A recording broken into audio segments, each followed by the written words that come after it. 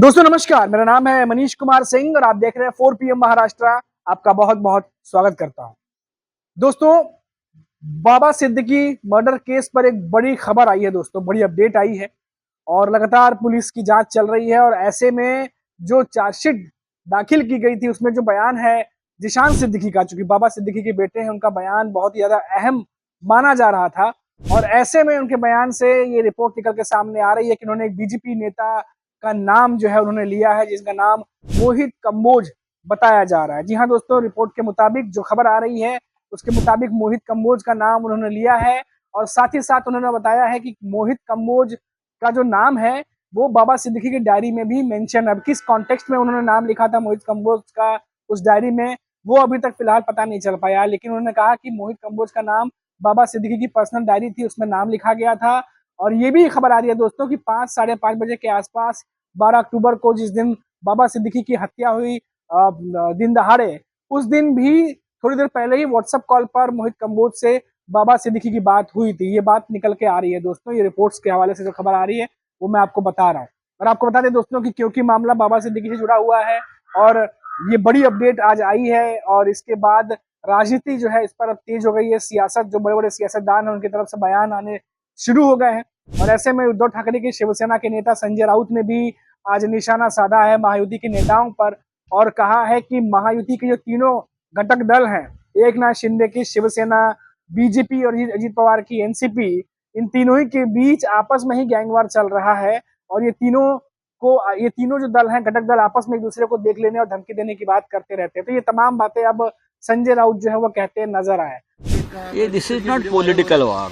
मुंबई के भाषा में उसे अंडरवर्ल्ड का गैंग वॉर बोलते हैं और ये गैंग वॉर सरकार में चल रही है और 3 गैंग है। 3 गैंग में ये गैंग वॉर चल रहा है। बीजेपी है,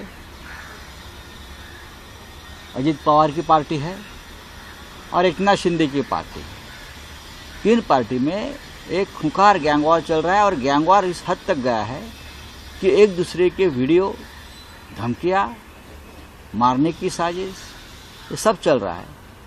महाराष्ट्र की सरकार में अगर कोई गृह मंत्री है, सचमुच उनका ज़मीर जाग उठा होगा तो देखिए क्या चल रहा है, नहीं तो खून खराबा मंत्रियों का हो जाएगा। और उन्होंने ये भी कहा कि मोहित कंबोज का जिक्र हो रहा है। मोहित कंबोज वही हैं जिनको आपने, जब देवेंद्र फडणवीस महायुति जब विधानसभा चुनाव में जीती थी, उसके बाद आपने देखा होगा कि वीडियो वायरल हुआ था जिसमें कंधे पर लेकर के देवेंद्र फडणवीस को एक शख्स डांस करते हुए, नाचते हुए दिखाई दे रहा है।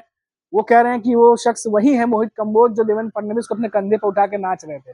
मुझे मालूम था कि ये मोहित कंबोज शायद यही है जिसने महाराष्ट्र का जो चुनाव की रिजल्ट है उसके बाद देवेंद्र फडणवीस को कंधे पर उठाकर नाच रहे थे। शायद लगता है यही व्यक्ति है, बराबर ना, यही है। ये तमाम बातें कहते हुए संजय राउत आज नजर आए हैं। तो अब सियासत भी इस पर गर्मा गई है क्योंकि लगातार बात चल रही थी कि बाबा सिद्दीकी का जो हत्या हुआ उसके पीछे लॉरेंस बिश्नोई गैंग का नाम बताया जा रहा था, क्योंकि बाबा सिद्दीकी सलमान खान के बहुत करीबी हैं, इसी वजह से उनको निशाना बनाया गया। ये तमाम रिपोर्ट्स और बयान, जो तमाम खबरें हैं वो निकल के आ रही थी। लेकिन क्योंकि हमने पहले भी देखा कि जिशान सिद्दीकी पहले भी मुंबई पुलिस की जांच पर सवाल उठा चुके थे, उन्हें शायद इस थ्योरी पे यकीन नहीं था, इस तरह से रिपोर्ट थी। लेकिन लगातार ये बात सामने आ रही थी क्योंकि लॉरेंस बिश्नोई जो है, जिस तरह से सिक्योरिटी बढ़ाई गई थी सलमान खान की और बाबा सिद्दीकी बहुत करीबी थे, तो ऐसे में बाबा सिद्दीकी को जो है वो निशाना बनाया गया। ये तमाम बातें उस समय आई, लेकिन अब जो खबर निकल के आ रही है दोस्तों, उसमें बीजेपी नेता मोहित कंबोज का नाम जो है वो सामने आने लगा है और उसी को लेकर के जिशान सिद्दीकी, जो बाबा सिद्दीकी के बेटे हैं, उनकी तरफ से ये कहा गया है कि उनके पिता जो थे बाबा सिद्दीकी, उनकी एक पर्सनल डायरी थी जिसमें मोहित कंबोज का नाम लिखा गया था और 5 साढ़े 5 बजे के आसपास, जिस दिन उनकी हत्या है, उससे पहले बाबा सिद्दीकी के साथ व्हाट्सएप कॉल पर इनकी बातचीत हुई थी। और एक दोस्तों बड़ी जो डिटेल निकल के सामने आ रही है, हालांकि अब इस पर पुलिस जो है वो आगे क्या जांच करती है, क्या रिपोर्ट आती है सामने, वो तो मालूम चलेगा। लेकिन और एक बात निकल के आ रही है दोस्तों कि बहुत सारे प्रॉपर्टीज, जो बिल्डिंग बनाने के जो काम होते हैं, प्रॉपर्टीज के डेवलपर्स होते हैं, बिल्डर्स होते हैं, उसमें एसआरए के काम भी किए जाते हैं, प्रोजेक्ट के काम किए जाते हैं। तो खबर ये भी आ रही है कि कुछ एसआरए के प्रोजेक्ट्स को बाबा सिद्दीकी देख रहे थे और उस एसआरए के प्रोजेक्ट जिसमें पुनर्वसन की योजना चलती है, उसमें कुछ बिल्डर नाराज चल रहे थे बाबा सिद्दीकी से। और क्योंकि करीब करीब बताया जा रहा है कि 8 से 10 बिल्डर नाराज थे, कुछ 2 नेताओं के भी नाम आ रहे हैं। अब वो कौन होंगे, क्या होंगे, तो जांच के बाद ही मालूम चलेगा। लेकिन ये भी बात समझ में आ रही है दोस्तों कि कुछ बिल्डर्स लॉबी और प्रॉपर्टी डील को भी लेकर के कुछ एंगल निकल के आ रहा है, जिसकी जांच जो है वो मुंबई पुलिस अब कर रही है दोस्तों। तो ये एक बड़ा हाई प्रोफाइल मामला है, क्योंकि बाबा सिद्दीकी बड़े नेता रह चुके हैं, और जिस तरीके से आपने देखा होगा कि पहले भी सलमान खान, शाहरुख खान सबके साथ इफ्तार पार्टी में बड़े बड़े सेलिब्रिटीज उनके साथ नजर आते थे, हाई प्रोफाइल नेता थे, ना सिर्फ पॉलिटिक्स में बड़े नेता थे बल्कि जो बड़े बड़े स्टार्स हैं बॉलीवुड के उनके साथ भी नजर आते थे। और इसी वजह से उनका चेहरा जो है वो न सिर्फ राजनीति के जगत में बल्कि सेलिब्रिटीज के जगत में भी जाना जाता था। और तमाम अखबारों में या किसी चैनल्स की बात कर लें तो इफ्तार पार्टी के विजुअल्स लगातार आप देखते होंगे किस तरीके से उनके वायरल होते थे। सलमान शाहरुख की दोस्ती कराई गई थी, ये भी बात सामने आई कि बीच में जब उनके बीच में नहीं बनती थी तो इफ्तार पार्टी में सलमान शाहरुख को एक साथ बुलाया था, दोनों के साथ फोटो भी बाबा सिद्दीकी की वायरल हुई थी। तो बांद्रा में बाबा सिद्दीकी की जब ये इंसिडेंट हुआ था, जब हत्या की गई थी, उसके बाद हमने देखा होगा कि तमाम न्यूज चैनल्स में किस तरीके से रातों रात गर्मी बढ़ी थी और सुरक्षा व्यवस्था को लेके सवाल खड़े किए जाने लगे थे। हालांकि सरकार की तरफ से कहा गया था कि जांच की जाएगी और दोषियों को छोड़ा नहीं जाएगा, और लगातार पुलिस जो है वो जांच कर रही है। और ऐसे में जो आज बड़ी अपडेट आई है दोस्तों, जिशान सिद्दीकी की तरफ से जो बात आ रही है सामने, जो रिपोर्ट्स आ रही है उनके हवाले से मैं आपको पूरी डिटेल दे रहा हूँ कि अब इसमें नया एंगल भी सामने आ गया है। अब संजय राउत भी जो है उन्होंने भी बयान दिया है। संजय राउत ने भी ये भी कहा है कि जो महाराष्ट्र के गृह मंत्री हैं देवेंद्र फडणवीस, अगर उनमें आत्मसम्मान थोड़ा सा भी है तो इस बारे में उन्हें सोचना चाहिए। और तमाम जो आरोप है वो भी महायुति गठबंधन पर लगाए हैं संजय राउत ने। इन तीनों ही गठबंधनों के बीच में जो है इस समय गैंगवार छिड़ा हुआ है, आपसी गैंगवार चल रहा है, तमाम बातें उन्होंने कही हैं।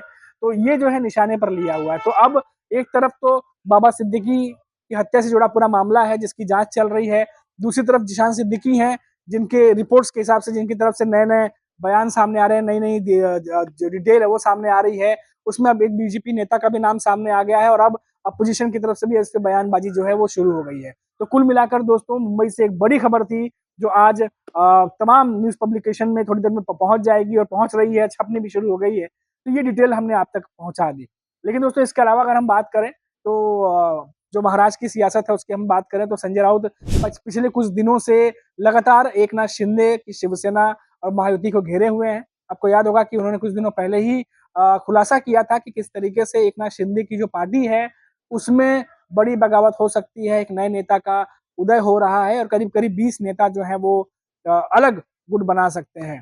तो ये भी बात सामने आई थी। और साथ ही साथ संजय राउत ने ये भी कहा कि जितने भी नेता शिवसेना छोड़कर गए थे वो सभी जांच से डरे हुए थे, और अब जब एकनाथ शिंदे की पार्टी के शिवसेना नेता है तो तमाम जो नेता गए वो डरे हुए थे जांच से, और अभी भी उन्हें बीजेपी नहीं छोड़ने वाली। और इसी बात को लेकर के वो इनडायरेक्टली कह रहे थे कि जल्द ही एकनाथ शिंदे की शिवसेना में भी बगावत हो सकती है और महाराष्ट्र को तीसरा डेप्यूटी सीएम जो है वो मिल सकता है। बड़ी बात कही थी दोस्तों संजय राउत ने। तो अब लगातार वो प्रेस कॉन्फ्रेंस करते रहते हैं और नए नए दावे जो है संजय राउत की तरफ से होते रहते हैं। और ऐसे में जो आज खबर आई थी उस पर भी उन्होंने प्रेस कॉन्फ्रेंस की है और अपनी जो ओपिनियन है, अपने जो दावे हैं उन्होंने किए हैं शेयर। अब महायुति को उन्होंने फिर से घेरा है और देवेंद्र फडणवीस के पास क्योंकि गृह मंत्रालय है, तो ऐसे में जब भी ऐसी घटनाएं होती हैं या इस तरह की बातें आती हैं तो सीधे तौर पर बीजेपी के नेता महाराष्ट्र के सीएम देवेंद्र फडणवीस जिनके पास गृह मंत्रालय है उनसे इन घटनाओं को जोड़कर देखा जाता है और उनसे जवाब जो है विपक्ष मांगता है। हालांकि कल भी हमने देखा कि जिस तरीके से अभी सैफ अली खान का मामला चल ही रहा है उस पर भी देवेंद्र फडणवीस ने कहा कि मुंबई पुलिस की जांच सही डायरेक्शन में जा रही है।